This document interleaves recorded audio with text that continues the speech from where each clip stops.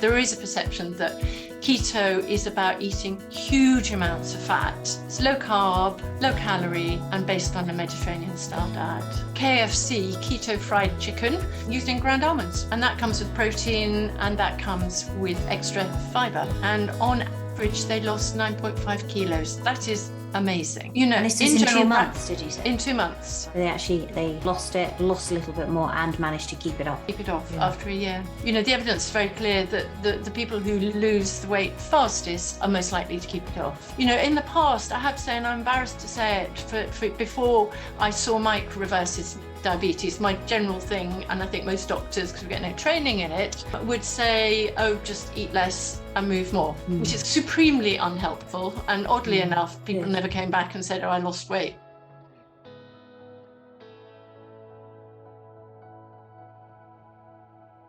Do you want to just explain a little bit about visceral fat, first of all, and why it's so important to monitor this and keep it at bay? So visceral fat is the fat that as you put on weight, and particularly if you tend to eat a sort of rather sugary, starchy diet, it invades the gut and wraps around the organs and affects particularly the liver and the pancreas. And what happens with that is it gets stored, the fat gets stored within these organs and cause inflammation. And over time, it causes insulin resistance, and you're not able to manage your sugars as effectively as you can, as you would hope to do. And that's what starts to lead to risks of getting diabetes or developing diabetes. There's very interesting research by Professor Roy Taylor, who shows very clearly using scans that if you can drain that fat from the liver, the pancreas, and around the central part of your body, visceral fat, you can actually reverse that damage and even get your pancreas over a matter of year or two returning to normal function, which is incredibly encouraging. So for those of you who are finding that you store your weight around the middle, there's a huge benefit from finding ways to lose that weight. But interestingly, and certainly I've seen it with so many patients, the visceral fat tends to be the fat that you lose as you lose the weight. So it's very rewarding. So people can lose 3, 4, 5 centimeters around their waist, even before they've lost that much actual weight. Which also makes them feel a lot better, right? Because it's one of those areas as well, isn't it? That it alerts you, because every time you sit down, you feel like your skirt or your trousers, your jeans are a little bit tight. And so it's a reminder, I think. And I think that can obviously have its own kind of psychological consequences on top.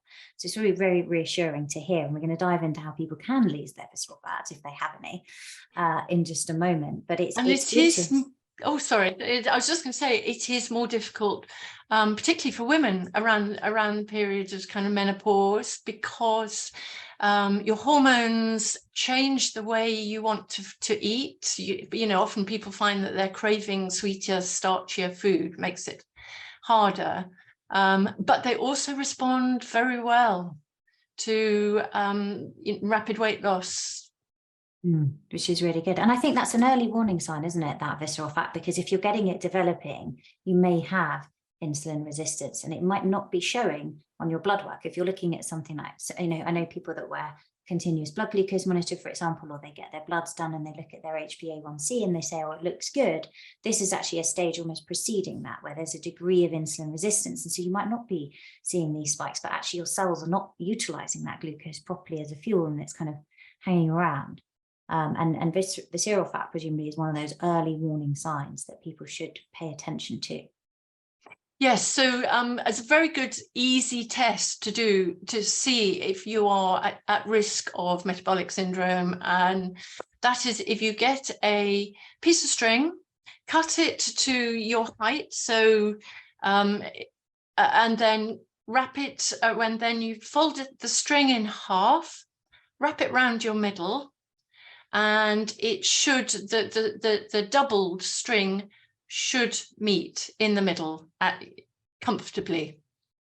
So it's a really good measure, because nice, it's a measure, test. It's a nice, easy test, and it's a measure of, height versus waist.